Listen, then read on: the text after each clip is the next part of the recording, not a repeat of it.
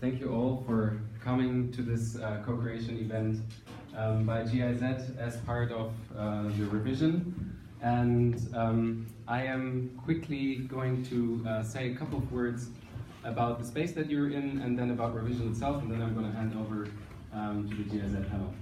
So we're located here in the Impact Hub, which is a co-working space, and as you might have seen, there are a couple of people sitting around outside working. So if you go to the toilet, which is down this side on the left, and then you turn left here, and then you take the door on the right. If you go down there, please remember to be a bit quiet in order not to disturb the people working here. And for revision, you all received. Hang on, I have this microphone in my hand. You all received this folder, and inside this folder you will find a program of day one, which is today. We have amazing co-creative events happening all throughout the city since 9 o'clock this morning, and from the Impact Hub and the GIZ to the BMW Foundation or at the Bundespressehaus, change.org. So all different kinds of events trying to capture the different perspectives on emerging technologies and what social impact they have in our society. So this is sort of a day for the micro perspective, where we try to work on the different perspectives from different people working with emerging technologies. And tomorrow on the 20th, and you'll find also the program in there, we'll have the Revision's main summit, which kind of tries to take everything from the micro to the macro perspective, and we will feature talks from what does democracy mean in the 21st century, to ethics and AI, to gender politics in the 21st century, and trying to really cover all the different topics that we need to talk about if we want to think about what future we want to live in. So I'm very, very happy. Thank you very much to GIZ for doing this co-creation event, and I will hand over to them now. Thank you very much.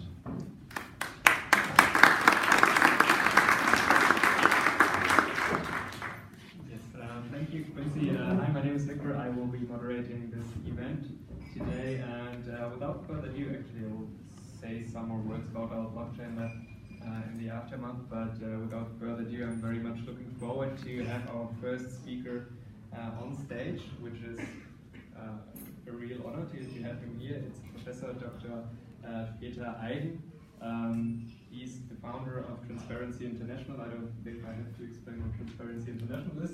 For those of you who don't know it, it's a non-governmental organization promoting transparency and accountability to international development. And prior to that, or besides that, Mr. Eigen worked at the World Bank in economic development for 25 years, managing its operations in numerous countries in Africa and Latin America. And I'm very much looking forward to his keynote, which will be the start of today's session. And please give a hand for Professor Peter Eigen.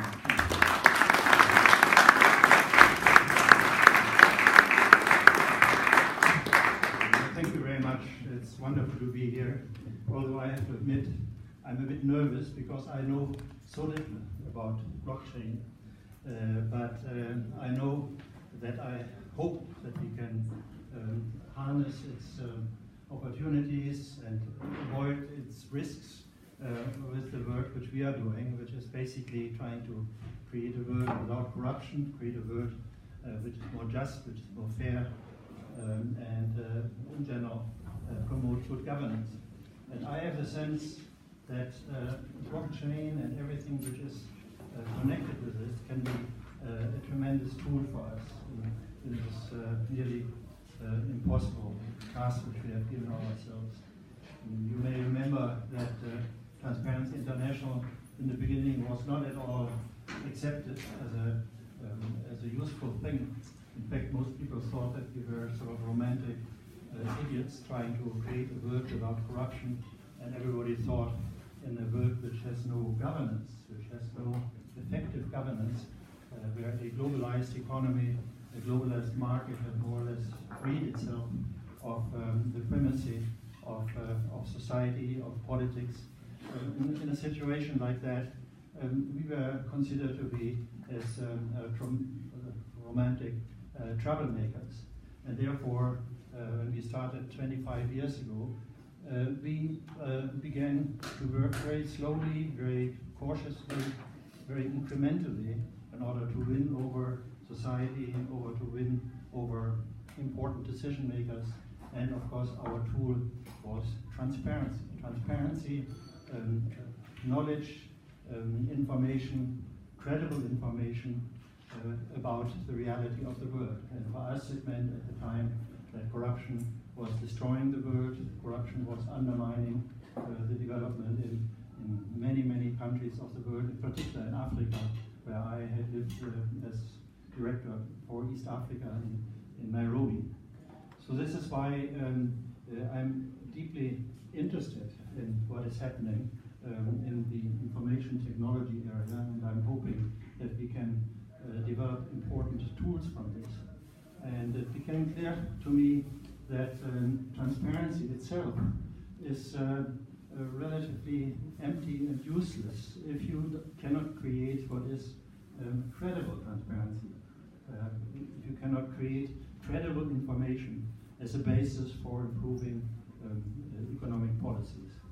And not only economic policies, but also, of course, social, cultural, political realities in which you would like to have an influence. And that meant for us in the beginning, mainly that we had to get together different actors of society in order to bring together their various perspectives and their various interpretation of the reality in what Habermas would call deliberative democracy. In other words, in a situation where through multi-stakeholder interaction you create credibility. And this has become sort of a mantra for us since 25 years at Transparency International. Even more so, I would say, later when I set up the Extractive Industry Transparency Initiative in 2005, where we brought the various actors of society, government, private sector, and civil society organizations together in order to bring together with their different approaches and perspectives and interests what would become the reality in certain sectors. In the case of EITI, as you may know, in the oil and gas and mining sector. Now this approach we are using in many other areas nowadays. In the fisheries sector, we try to use it in the garment industry sector, but unfortunately this has been taken over by the German government in the form of the Textilbündnis, where they eliminated the third very important element of this multi-stakeholder approach, that is civil society organizations. But this is basically how I've been working for the last 25 years to create credible, unchangeable knowledge about information which is important in order to strengthen governance. Now, of course, blockchain offers itself as a tool which can add to this need to maintain credible and immutable, unchangeable information about important issues. And therefore we are perhaps together at a threshold of moving into a different system of creating better governance. Maybe information technology can become incredibly useful to all of us in order to create a world which is more just, which is more fair, which is more sustainable in many ways. And in fact, in a way, this reminds me of a doctor's thesis which I wrote 50 years ago about medieval Germany. We are in a wine area in Germany, in the Pfalz. People didn't know how to read and to write. In the cities, yes, in Frankfurt, in Cologne, and so on, they knew how to read and to write, but out in the farm areas, they didn't. And so they didn't know how to maintain the memory, credible memory of important legal events, like inheritance, like sale of a farm, or something like that. And so at that time, I discovered they developed a quasi-religious ritual which was used in order to maintain the memory, because nobody knew how to write things down, and therefore they simply drank wine over the event. And this was a requirement of the binding force of the transactions which were in question. And this was called the Bodewijn, the Botenwein, the wine of witnesses. And in the 13th century, beginning of the 14th century, people learned to read and to write, even in the rural areas of Germany.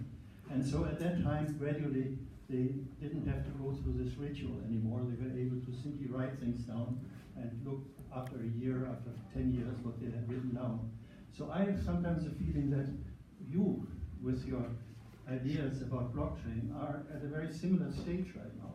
Right now, we have to go through all kinds of rituals, perhaps less religious, more based on legitimate states and so on, in order to maintain the memory of important events, of important transactions, about important data. And maybe with the advent of these new technologies, we will be able to become more powerful in creating a just society. So this reminds me very much of my doctor's thesis about the time about 400 years ago, 500 years ago, 600 years ago. So I'm very pleased to be part of this transition, if it is a transition. Now, I don't want to go through the various areas in which we expect at Transparency International or at EITI or at the Fisheries Transparency Initiative, where we expect blockchain, for instance, to become the tool for better governance, for a more just world, for a more powerful effort of the people to shape basically the frame of reference, the enabling environment for a global economy, which currently we have lost at present. And I leave this to a colleague of mine who still works with Transparency International and is there in charge of preparing a project which will get, hopefully, Transparency International with its 110 chapters all over the world ready to fully use the opportunities of blockchain and avoid some of the pitfalls, some of the risks which come with it. So I would like to hand over to my colleague who knows much more about it than I do, and hope he will be able to convince you that yes, blockchain will be a powerful tool for creating a better world. Thank you very much.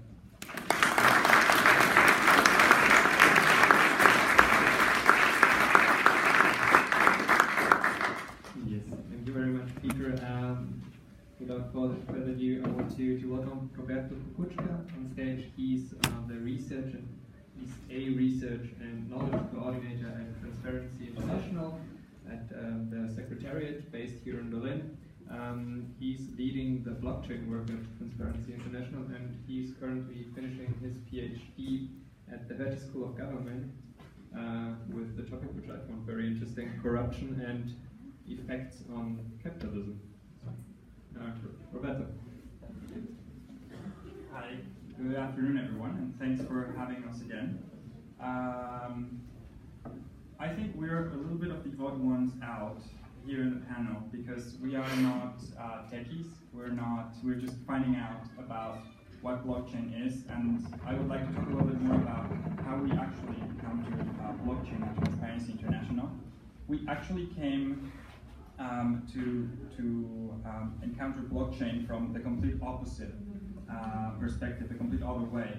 And it was, there were concerns out there about blockchain being evil, basically, about blockchain fostering corruption, being a tool for money laundering, for financing of terrorism, for illicit financial flows, and basically every single evil that we try to fight at Transparency International was, well, in a way, could be facilitated by blockchain, or that was at least the myth that was out there. So this was actually what first put Transparency International and our mission, which is a world without corruption, as Peter already mentioned. That's what put it on our radar. And after looking a little bit into it, we realized that not all of these myths, accusations, and fears were like grounded. And that, yes, there could be some concerns about this, but there are also great ways to apply this also in our field. So over the past year, we have been in touch with people in the field, not only in Germany, but also in Greece and Spain, that have started to apply or tried to apply blockchain to different areas of governance and to try and find ways to address corruption. So we've been in touch with people applying this to electoral registries, for example, to make sure that, to avoid voter fraud. There's also the idea of securing land registries to avoid fraud in that field as well. You'll hear more about from the people in the panel on what is possible.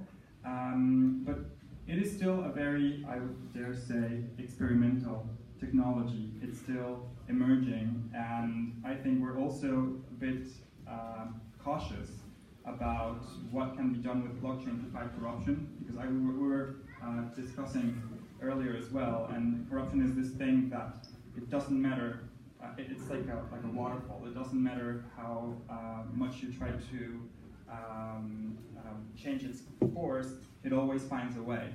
So, however, from a theoretical and purely theoretical perspective, we do think that there are applications that can be used for this, because there's an old formula that Robert Klitgaard, an important anti-corruption scholar, put up 25 years ago when Peter was founding TI as well, and it is that corruption is what you get when there is monopoly in decision-making, discretion in decision-making, and when you subtract accountability from there.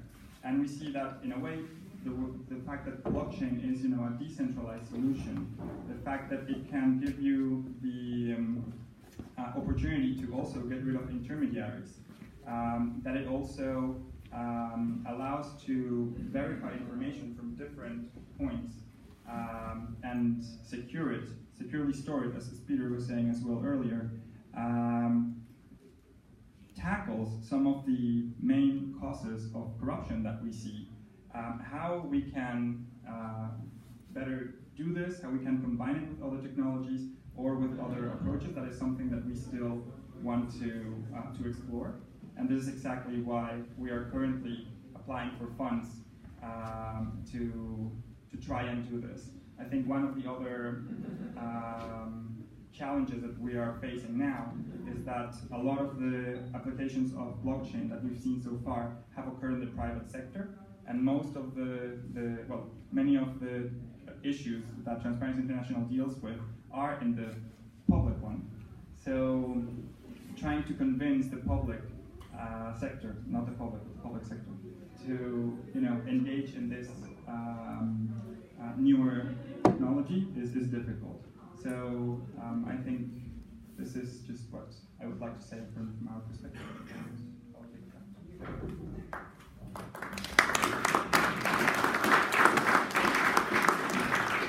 Perfect, thank you so much, Roberto. Actually, I want to present you some slides of our work here, because as Roberto mentioned, it's very hard to convince the public sector to use blockchain-based solutions, and actually this is what we are working on, trying to convince them to use blockchain-based solutions where they make sense. I think our most prominent case as the GIZ is in Georgia, not the US state, but rather the European state, where we put land registries on a blockchain, on the Bitcoin blockchain to be more precisely, so all land titles will at some point be stored on a secure ledger, a secure distributed ledger, the Bitcoin blockchain. So what do we do as a blockchain lab? Well, we have a very privileged status. We don't have to be blockchain evangelists, we don't have to sell any coins or tokens, to be more precisely. We are somewhere in the middle where we can act as an honest broker between the public sector as well as the whole blockchain ecosystem. This allows for many opportunities. Of course, we have credibility on both sides, and we have opportunities for both sides, as we tend to pursue at some point some pilots. Currently, we're working on so-called governance frameworks, which will allow us to assess certain projects we have. And today we want to talk about supply chains, and it seems so obvious that blockchains might be a perfect solution for supply chains in the general sense. Because when we look at supply chains, we have a distributed system which consists of transactions and which today lacks some traceability. So what is a blockchain? Well, basically a blockchain is solving those issues, more or less, because the blockchains are a globally distributed IT system which allow the traceability of transactions. So exactly what a well-done supply chain needs to do. And furthermore, they offer a new level of integrity, security, participation, and transparency. This sounds very good on paper, but as Roberto mentioned, it's very hard to connect the physical world to the digital world. And this is something we will discuss today. We as the GIZ also had some studies issued on this topic. For example, we have one on the supply chain, which is a very hard to track supply chain because there are so many different ingredients coming into textiles, and the whole supply chain is very long. So from the start, from the cotton field until we have a t-shirt bought here at some local store in Berlin, it's a long journey. And we came up with 34 different cases for our study, and yeah, maybe I would suggest to take a look into it. We have someone here who actually wrote another study on behalf of the GIZ, and it will tackle the issues of corruption and strengthening transparency. And I would very much like to welcome my dear colleague Sarah on stage. Sarah works for the GIZ, as I've mentioned, and I have actually to take a look. Your program is called Anti-Corruption and Integrity. This was easy. She focuses on the collaboration with civil society and on digitization. Please give a very warm hand to Sarah.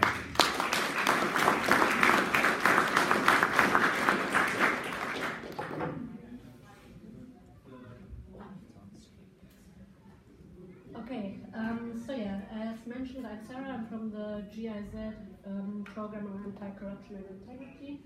And actually, why we were interested in looking at blockchain is because online you read every once in a while that, oh yeah, it's so great to fight corruption, it's so great to tackle fraud and so on, but it's just only half sentences, and then you wonder, but can you explain a bit further? So there's actually no evidence created to support that case, so that's why we actually commissioned a study on looking at the potentials of distributed ledger technologies to fight corruption.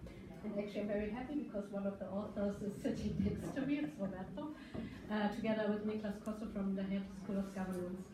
So, and actually the study looks at 3 areas. It's supply chains, public sector, and development aid. As the topic today here is supply chains, I will focus on that. So yeah, basically what is actually the problem in supply chains? So there are actually quite a number of corruption risks that exist along the whole supply chain, and it affects every business and every phase of the supply chain. So before the t-shirt or any other product reaches our stores here in Germany, it actually undergoes a whole long way, and along that way there are different corruption risks. So as already actually mentioned, many corruption risks results from the interaction between private actors and the public sector. For example, like a compliance officer receiving a bribe to stay quiet about that there are actually some issues with health and safety requirements in the firm, or at borders when it comes to clearance of goods, to fast track that issue. Also bribes are being paid, but it also it's not only between public sector and private sector, it can also happen between private firms, for example, a supplier actually bribing the other firm to get the contract. So there are different corruption risks. Yeah, and on top of that, it's all also exacerbated by the lack of supply chain transparency in total, because actually there's no monitoring. The chains are very complex because it's globally now, in a globalized world. There are complicated multi-source paper trails, and it's very hard to keep track of everything. And the drivers of corruption in that case are actually that you have a very complex system in the globalized world. Responsibility is apportioned between different actors. No one really feels responsible, and accountability is not really there. So, and actually, according to a study that was done, I forgot actually by who, is that only 1/3 of companies actually have systems in place to check corruption with their suppliers, or to have like an accountability system. So that's actually quite a danger. So yeah, and that actually, of course, can lead to many negative impacts for citizens as well as for the private sector. Socially, it can, of course, undermine the working conditions of the workers in the firms, in the supply chain. Safety standards can be disregarded at product level.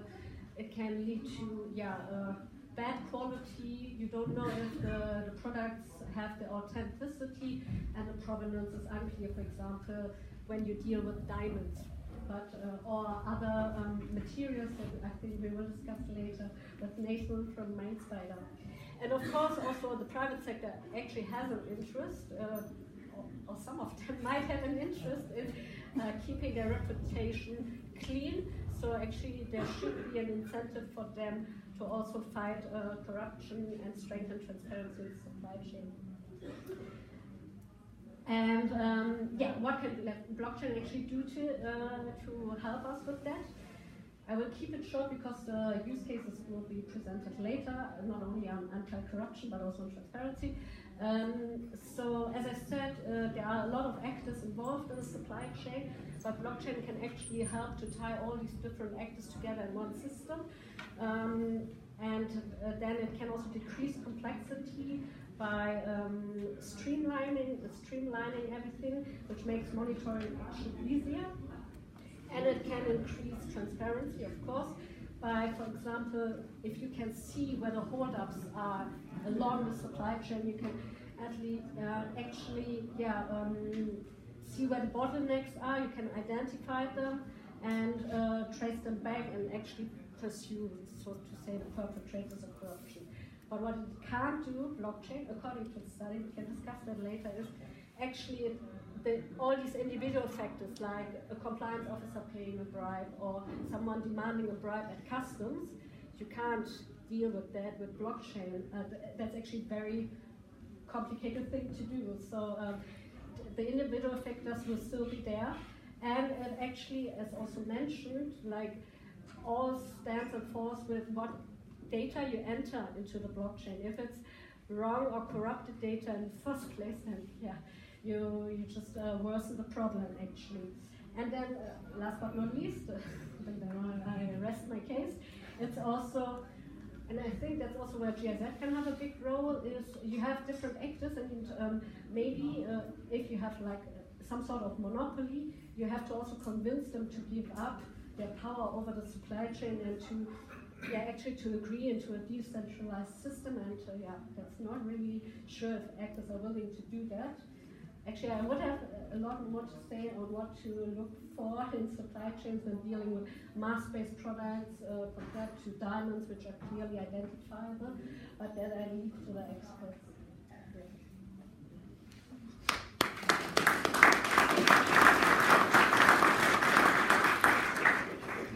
Thank you very much, Sarah. Next one will be Hussam Al-Dakak.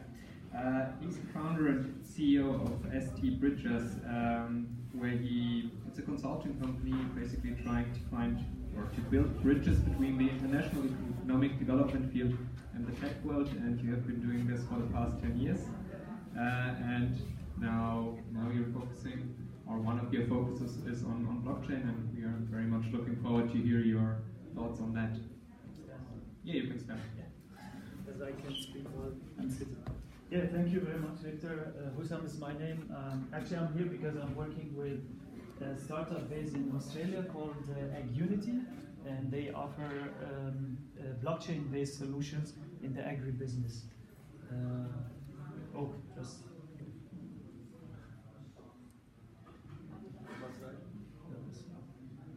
No?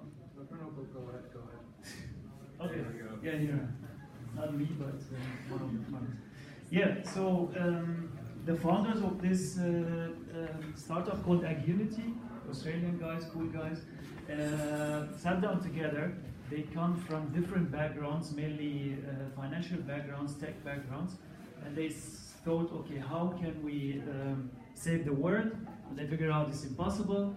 How can we save the next biggest target group? And they figured out it's the smallholders, the so-called backyard smallholders or farmers, which have averagely 0.5 hectares each. And some reports say there are over 3 billion people in the world dependent on this kind of business, agribusiness for the small farmers. Those guys have big problems with, I don't know if you see the resolution is quite low. They have big problems in terms of lack of know-how, lack of access for economies of scales. They don't trust each other.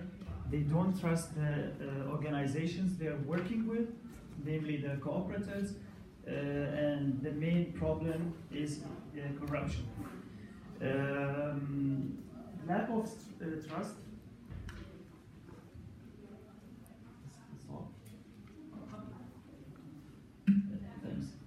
So lack of trust has been identified as the biggest problem for them. So the founders thought of a solution, and they came up with a solution, which is an app on the smartphone based on blockchain record, building trust for the smallholders, for the farmers, and for the cooperatives by trying to alleviate the corruption between all of the actors. How it works, it's quite complicated, but at the same time simple. What is the pointer?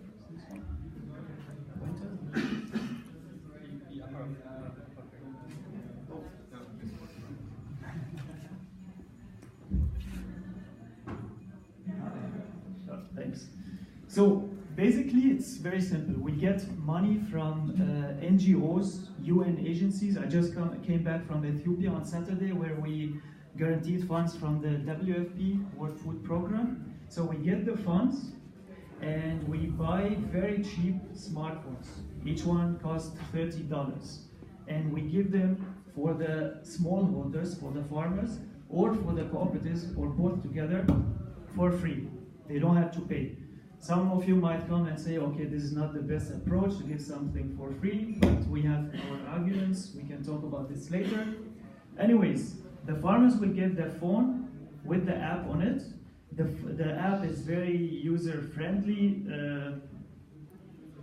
You can see it's almost only symbols, no words involved, because we know that most of the farmers cannot, unfortunately, write or read. So we give it to the farmers and the cooperatives, and then from now on, all the transactions, everything that is being done is recorded on a blockchain. Okay, and then also in the app, the farmers have access for suppliers. There's a marketplace, so they can buy solar power irrigation system. They have microcredits. They have access for inputs, and we, as AgUnity, we accompany the whole process. Due to lack of time, I cannot talk a lot, but we have done so far 3 pilot projects in Papua New Guinea, in Kenya, and in Indonesia, and the results were even better than we expected. The income of the cooperatives that we had to organize or co-organize have increased 3 times. As I said, I just came back from Ethiopia, so we're starting a new project there, and we are expanding really very fast, and we just secured 4.7 million funds from angel investors and from NGOs. And our team is scattered all around the world, but the base is in Australia. Sorry, we have to keep it short because I got 1 minute time.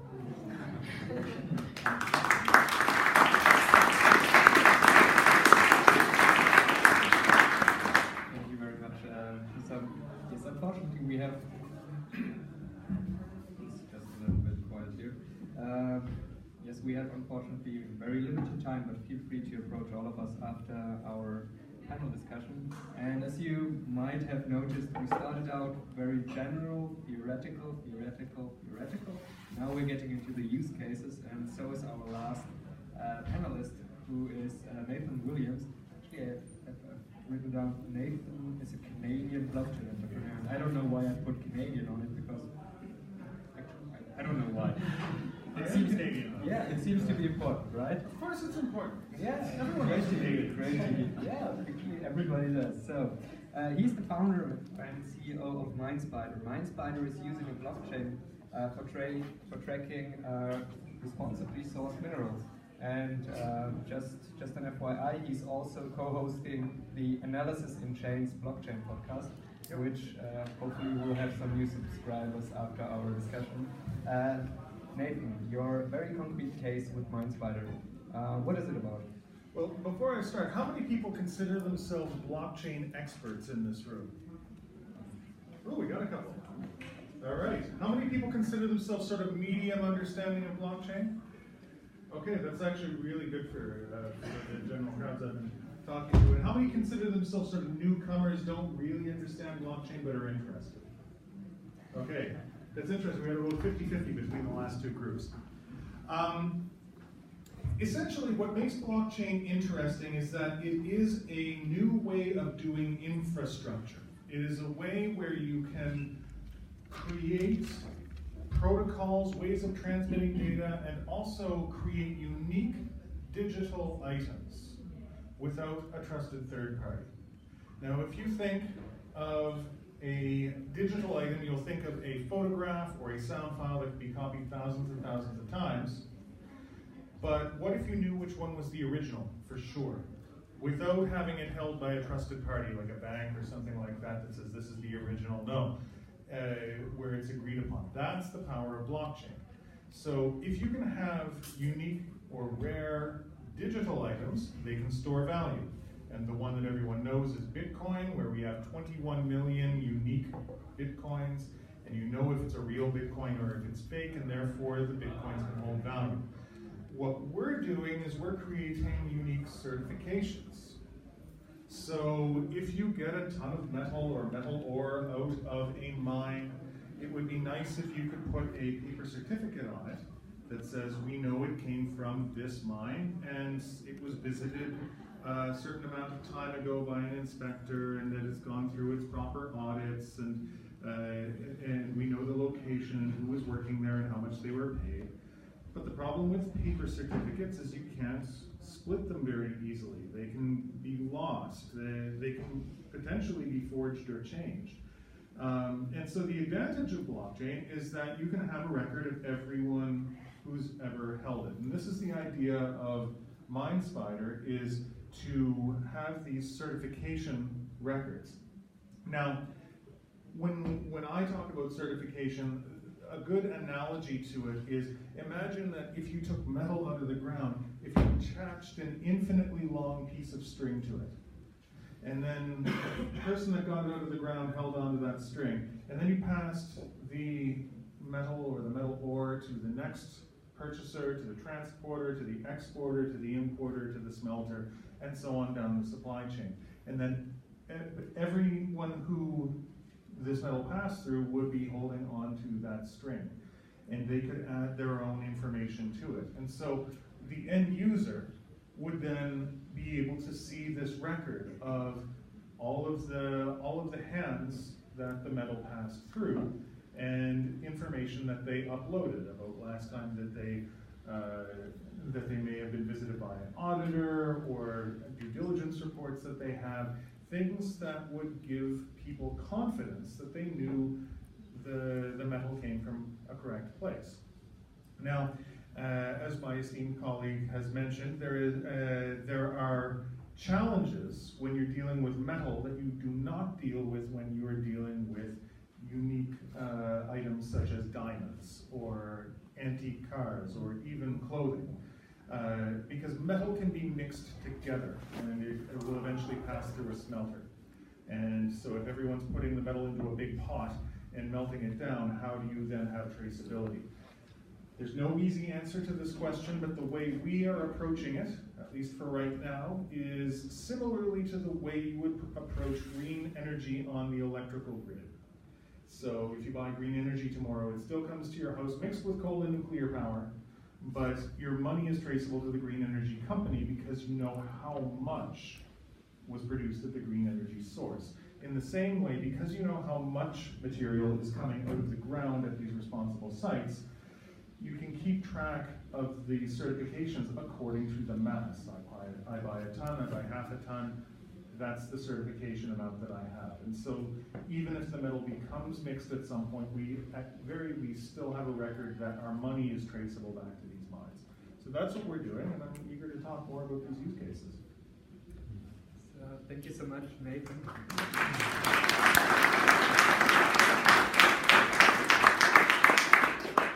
Yes, thank you so much, Nathan.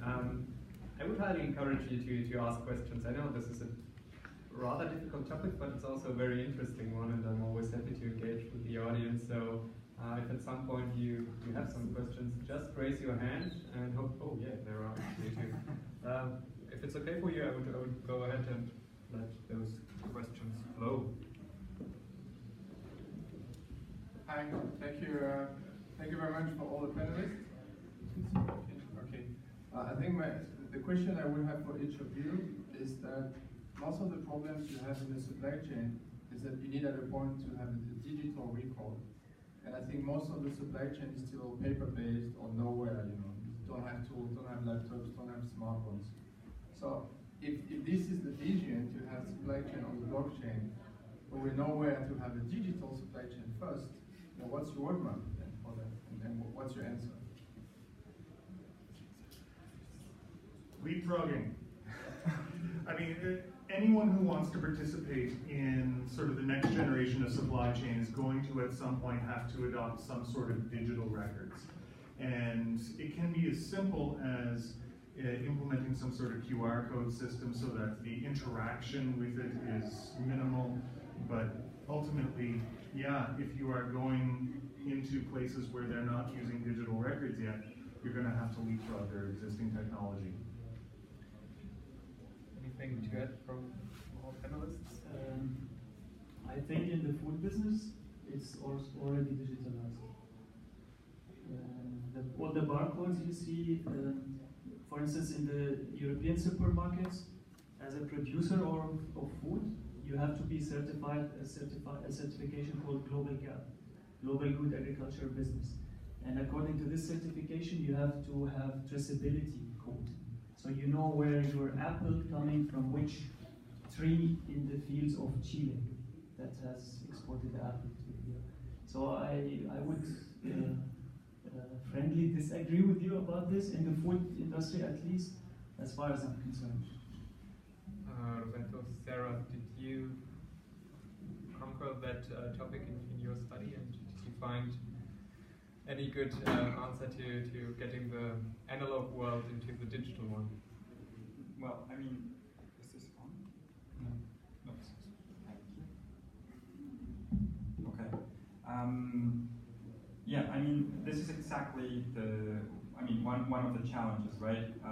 If we're going to adapt it, it's like, do we want to make everyone move towards this technology, and then what comes first, digitalization or the other thing? So of course there is a cost of adopting the technology. So I think one of the challenges is to convince those firms or actors that are not yet digitalized to actually engage in this. And it's not only because of blockchain, but I think there are other advantages to digitalization.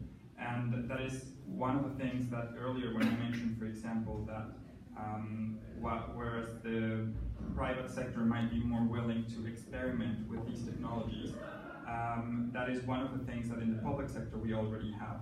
Over the past 20 years, we have been really effective at making the public sector digitalize and come up with databases, et cetera. But yes, of course, I think the reliability of blockchain and how much it can help us solve issues like corruption, bribery, or other issues that Sarah mentioned as well, is precisely this, the reliability of the information and how, whether it is digitalized or not. So of course it has to be coupled with other things, but yeah, I think there is still potential. And some firms, I mean, the example of diamonds, for example, was also an important one.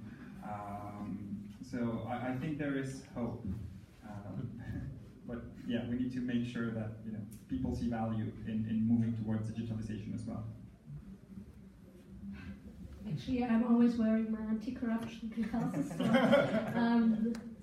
So, I think you first have to analyze the problem. Like, if the problem is like wearing my anti-corruption glasses, if the problem is between individual actors, you don't need a blockchain to solve that because it can't tackle it anyway. Then you are far better off like establishing code of conduct, having a 4I principle, having a whistleblower system, which could of course be digital. But I mean, it first comes with the analysis of the problem to see if the solution actually fits the problem. I think that's very general, but at least for corruption or anti-corruption, it holds true. As we all might know, blockchains are also a very great tool to create products, and then finding the solution, building the solution. There are a lot of questions. I will go ahead and let the people talk. I think you were the first one. Would you mind telling us who you are? I'm very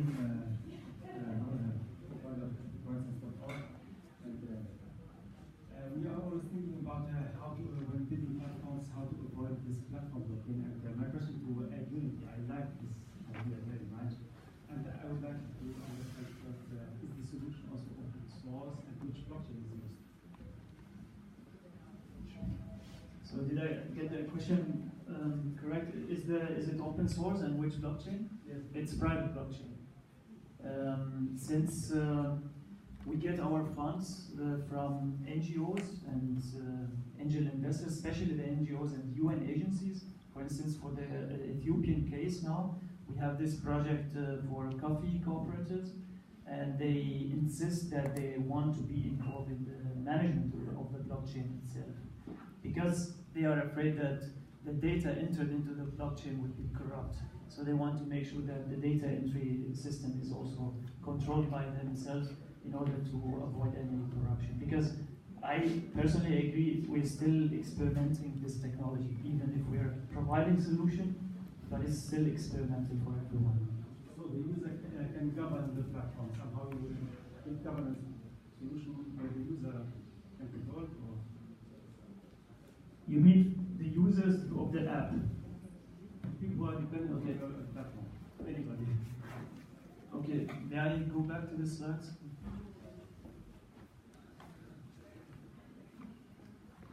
So I'll explain a little bit more how it works. So again, we give the app to the mobile and the app to the farmers. They have it. The cooperatives, they have tablet or also like a mobile with the app. Everything is being recorded by them. So they are the data entry people. Because it's very easy. You just make a picture of your harvest, of your potato bag or whatsoever. You enter it into the system. As we said with the symbols here, you say I gave this guy or the cooperative 3 bags of potatoes or wheat, whatsoever. And then those guys have to accept it. And then it's into the system. And then from here on, it goes to the midman, to the traders, etc. But who controls the system? We have our guys on the ground, on site, trained to control the system or to accompany the system. We say always we accompany the whole process we don't control it, but we accompany it to make sure that it's going the right way.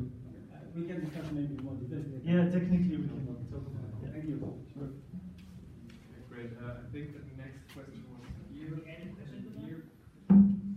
Maybe later. Thank you very much. My name is Milos. I'm founder of a company concerning inheritance with blockchain. And we are also very interested in supply chains, registers, and stuff like this.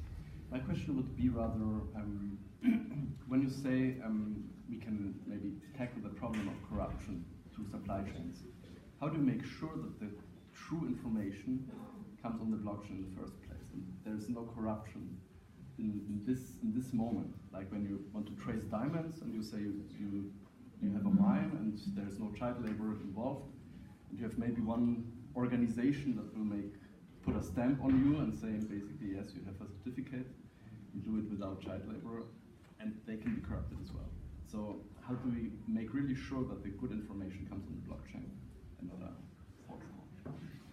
Well, I'm glad that you asked the easy question. As I'm sure people who are involved with anti-corruption measures would know even better than I, this is more of a governance issue than a technology issue. From the technology side, there are things that you can do, including having multiple people sign off on every transaction, on making sure that when there's a certificate, it has an intrinsic value and is sold, so you have sort of a negative feedback from the people buying it. So if someone is buying responsible supply chain data certificates, these things will have essentially immutable data. That if someone is signing off, then they're going to be found out if they put bad data on the supply chain. That means whoever bought it is going to have paid for nothing, and they're going to come after you afterwards. So even if you can't stop it on the front end, you can stop it on the back end. But moreover, what we were doing and thinking of when we came up with Minespider was that we didn't want to replace the efforts that were already underway.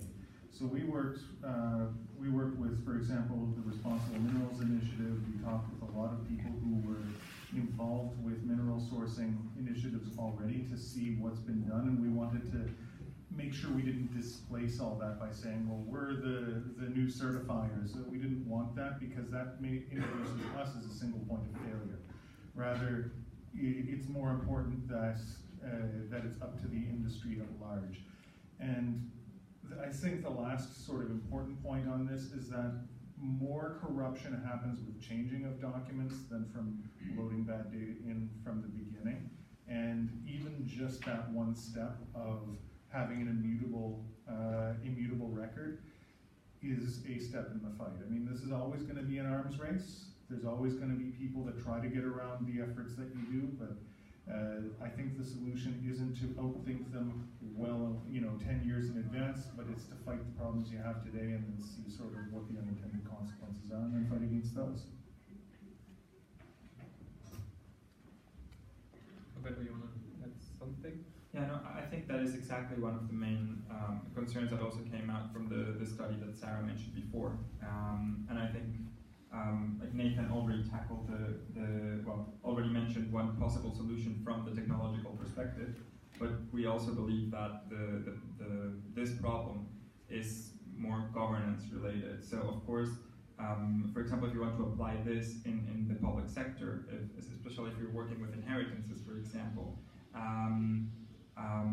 the data in a country like, let's say, Papua New Guinea, for example, your land registry data, it's probably not going to be very reliable. So this is also something that you need to take into account before you enter a country with a blockchain solution to say, is it even reasonable to do this? Perhaps in a country like Germany or in a country like Sweden, where I think Sweden is experimenting with this already, it's easier to do this, and it could actually help solve some issues. But like we said, if you go back to a country like Papua New Guinea, maybe records don't even exist. So then here, blockchain is not really the solution you're looking for. You need to look for something more rudimentary if you want. Yes, maybe two things to add. As I've mentioned, we have a project in Georgia, and this only works because the government is more than willing to participate in it, because it's a governance issue. If the government is not interested in implementing such a solution, it will get very hard to actually kind of implement it at some point. And another point which Nathan stated, which I also find very important, blockchain will not solve every issue we see in supply chains, for example, but it will make things better. And it's not about the perfect solution, it's maybe about getting better at some points, and blockchain is obviously a tool which can achieve that. So there was another question, and then I will go to a few more others. I shouldn't have opened the floor. Thank you. Sava, I work in tech, and since we're a bit further away from supply chains and more of a, I'd like to have less of a technical problem, but more related to corruption. What do you feel about the right to be forgotten, which raises itself, of course, with technical accountability, and when you're talking about corruption? Right to be forgotten. GDPR. Everyone is afraid of related questions, right? GDPR, you go on. When you're dealing with blockchain, you got to be careful. Don't like the rule of thumb is don't put personal data on the blockchain, because right to be forgotten. It's the strength and weakness of blockchain is you can't delete data off of it, right? If you can, then essentially you're using a slow database, and maybe maybe we should rethink why you want to use it. There are things that you can do if you want to get personal data on the blockchain. You can create, for example, ERC 721 tokens, so the non-fungible tokens, and have them represent things, which can work in some cases, like give everyone who holds the token for white male age 30 to 40 the opportunity to watch a video, and then people select themselves, and they can delete that information just by trading the token or deleting it or burning it or whatever.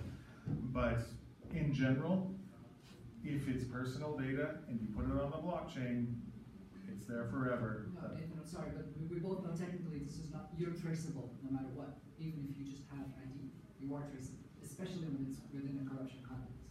I can trace it back to you. Well, I mean, we're talking sort of on a theoretical level. Like, did you have a query that was sort of like on a more tangible level? Because like the idea of GDPR and right to be forgotten is quite a broad topic depending on what application you're talking about. Like, you mean like from supply chain standpoint? Well, for instance, yes, it still applies. Right. So I don't think companies have the right to be forgotten. Yeah, I can agree on that. Plus, the GDPR, they are actually not that protected. I mean, talking about GDPR, it's always about very personal data. So where you live, what your name is, what your birth is, your date of birth is, but not, for example, what you bought. This is not protected under GDPR. So if you're a forgotten CEO, you're done. If you're a forgotten CEO, you're done forever. And I accept that as an answer. Really, I'm not, you know. I would say so. I would say, yeah. I think just to add on that, I think the Transparency International's chapter in Russia also conducted a study on blockchain and the potential application. And one of the things that they thought would actually be a good idea would be to come up with a database of politically exposed people, so to speak, which are people that have held political office.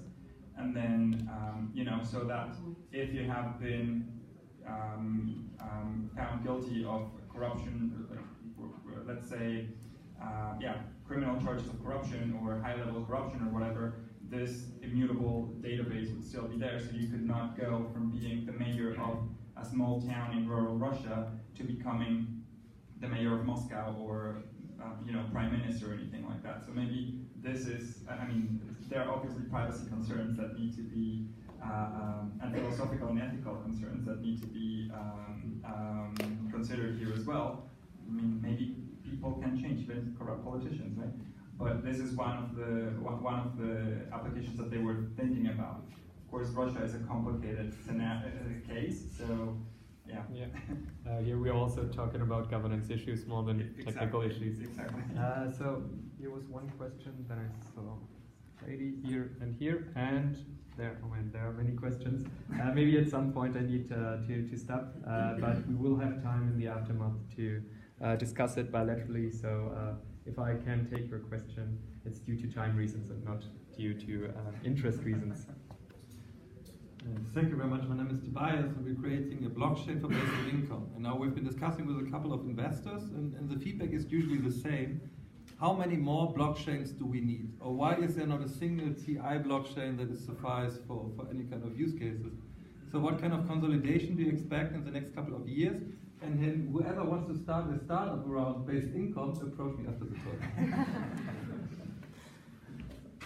Yeah, I will leave that question up to you. Do you see any technical trends, technical advancements in terms of blockchain which will be guiding the whole evolution of blockchain for the next years, for DLT?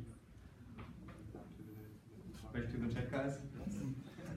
I don't want to hog the panel, but just from a technical point of view, there are certain aspects of the base protocols that haven't been solved yet, right? So we don't have a perfect blockchain.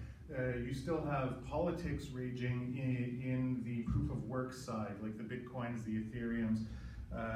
You still have issues of throughput where blockchains are slow. So until those are solved, you're going to get more and more blockchains. Now the thing is, most projects that are really interesting shouldn't be building their own blockchains anyway. Like Minespider is what you would call a second layer protocol. So we build on top of other people's blockchain, on top of Ethereum, but we're a bit blockchain agnostic. We can go on anything with a smart contract. But I think most people building more interesting applications or more niche applications really shouldn't be making their own blockchains and trying to say, okay, well, how do I incentivize everyone to run this program? It's sort of like you wouldn't build your own internet just because you want to make the next Uber competitive. So, but yeah, we're going to see more of these come up until we have a winner in the base protocols, and that's just what it is. I guess in our case, it's a very simple answer. We, like for the questions for your investors, why we always need new blockchains. In our case, we need it because, or we have it because we need it. It's very specific business that we're doing. It's a very specific group. We don't have interest to open it to everyone. Only the access will be given to the actors in this specific area. So I know this is a very hot button issue in the blockchain ecosystem, talking about interoperability in the end. Because in my opinion, this will be the solution for many, many issues we see, because then we will not have the question which blockchain to use, but rather how can we connect them in a very intelligent manner. There was one more question. Actually, just copying the question from the information sheet. Can real decentralization be guaranteed when human intervention is still essential to first round certification? I think it talks about the very initial stage. And following up to how real decentralization could be achieved, how about consensus protocol? We can see that in Bitcoin, that mining is getting more centralized in an essentially distributed and decentralized system. And third one about the future, how are we going to, how genuinely decentralized that we are going to see in blockchain? Very good question. Someone want to tackle it?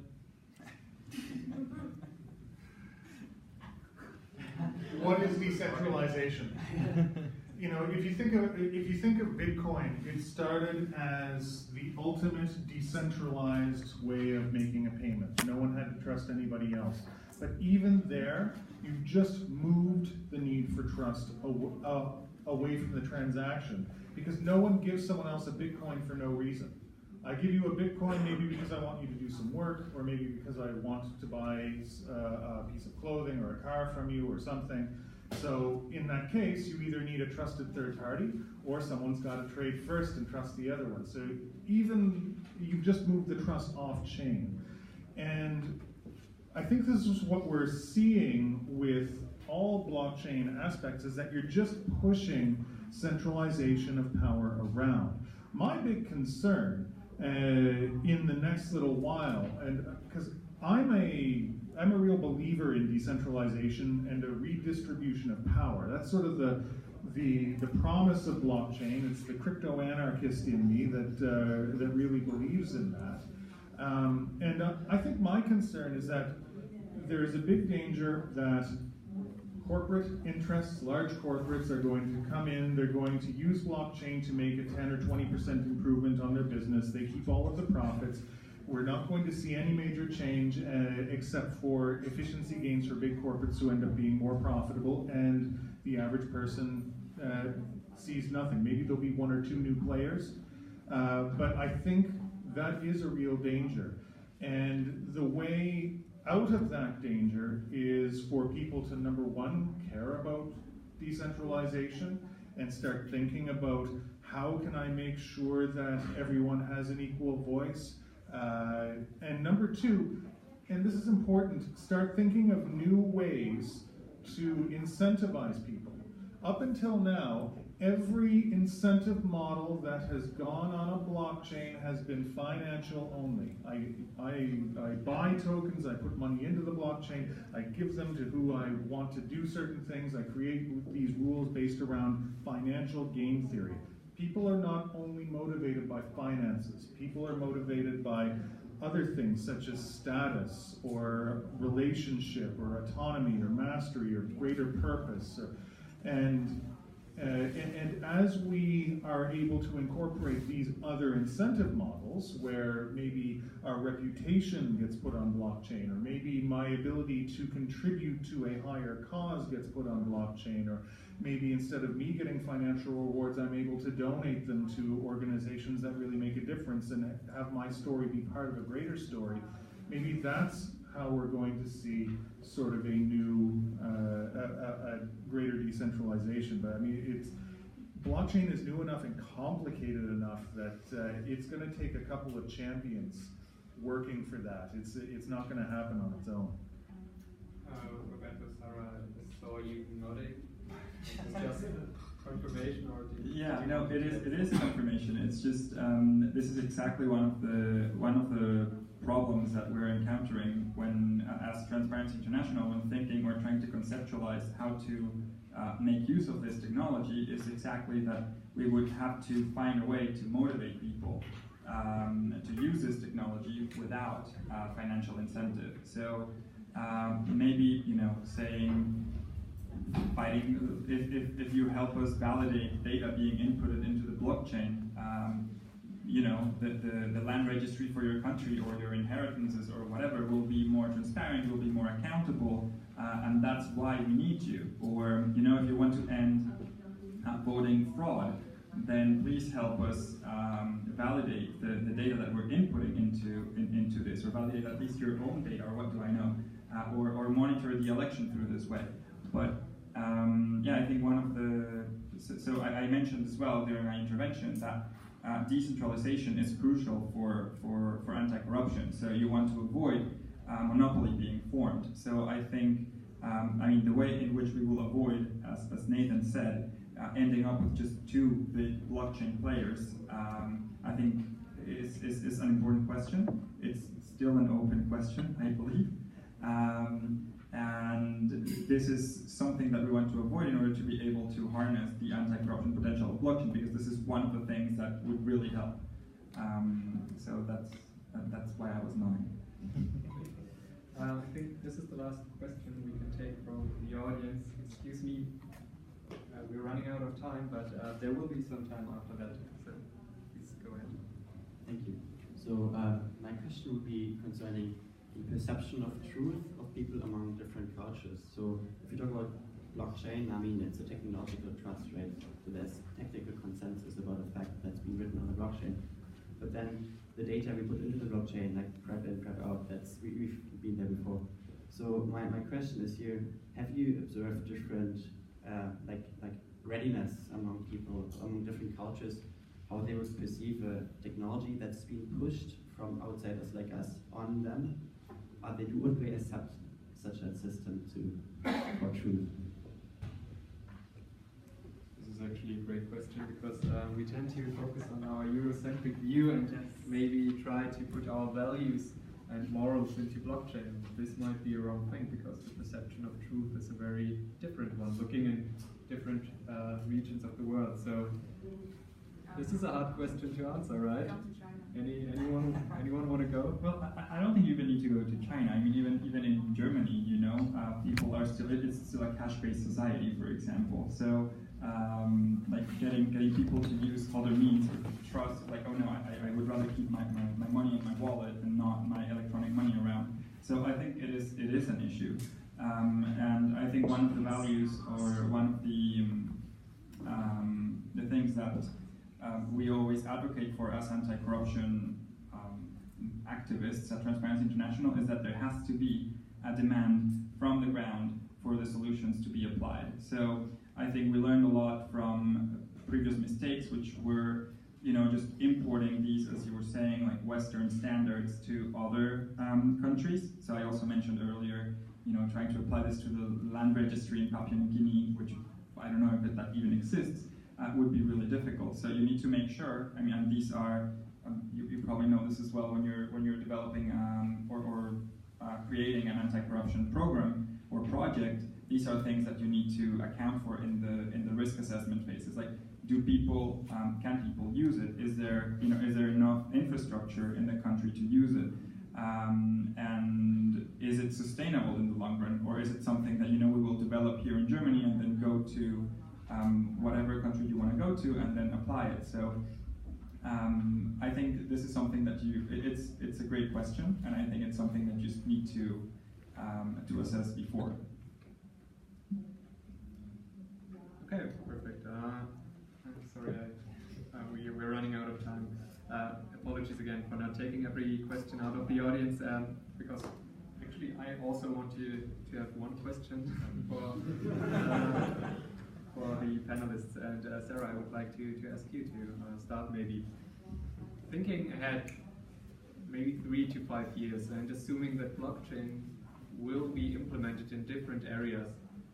What kind of value can it add when we look at corruption, for example?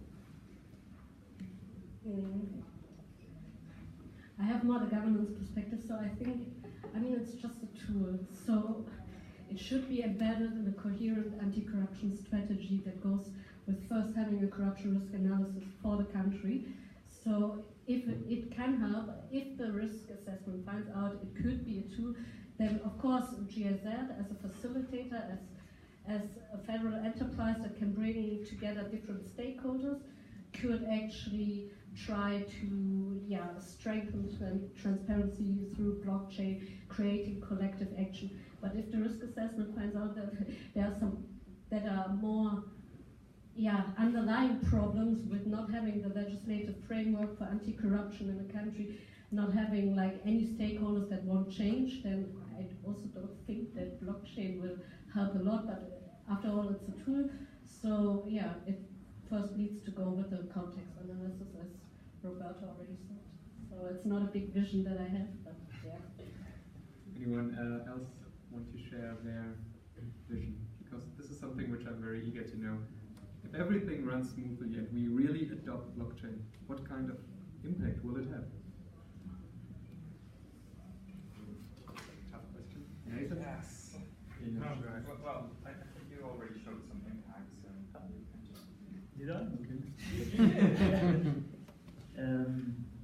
As a blockchain-based solution supplier, I would just say my honest opinion. I think in 5 years there will be nothing called blockchain. There will be better technology. Now, blockchain is not our savior, but it's a technology that we have developed. It's like internet, and it's helping us to alleviate some problems. It will not alleviate all the problems we have. There will be always corruption, whatever we do, as you said. But for the time being, we have this technology. It's helping us to build trust, like in our case, and I guess in other cases. So I think in 5 years from now, it's very difficult to have some expectations, because 3 years ago nobody would have thought that we would use blockchain for transparency in supply chain and so on. So when it comes to technologies nowadays, I'm out of expectations at all. I think it really comes down to how many champions we see. You know, like people are excited about blockchain for a reason. Part of the reason is because a lot of people made a lot of money last year, you know, and maybe that's a good reason, maybe that's a bad reason, but either way, it raised the profile of the technology. This technology is complicated enough that there are huge amounts of people doing PhD programs in it, and that is not so hopeful for having the average person understand it. So in order to counteract that, you really do need people that explain why it's important, what it can accomplish, and advocate and champion for it in very traditional champion sort of ways. And if that happens, then in the next 3 to 5 years, you can see mass adoption of blockchain-backed transparency projects that start with large industry and ensure a better world. We may also see things such as more equal wealth distribution, access to markets for average people, instead of it all being on the shoulders of the 1%. Or it could go the other way. It's really hard to say, but you know, I'm a bit of an optimist. So. Okay, I think this was a very great last statement. Let's stay optimistic. I want to thank you, Revision and Amadeus, for giving us the opportunity as Blockchain Lab to participate in this great event. Also, I want to give a big thank you to my colleagues from Blockchain Lab. Where are they? There. Fina, missing you. Fina has left us. And obviously, a very big thank you to you, the audience. It has been a very fruitful discussion, and I'm very happy about it. I think there are many great thoughts, great questions from your side, and maybe use the time now to talk with our 4 very great panelists. Thank you as well, and have a great day.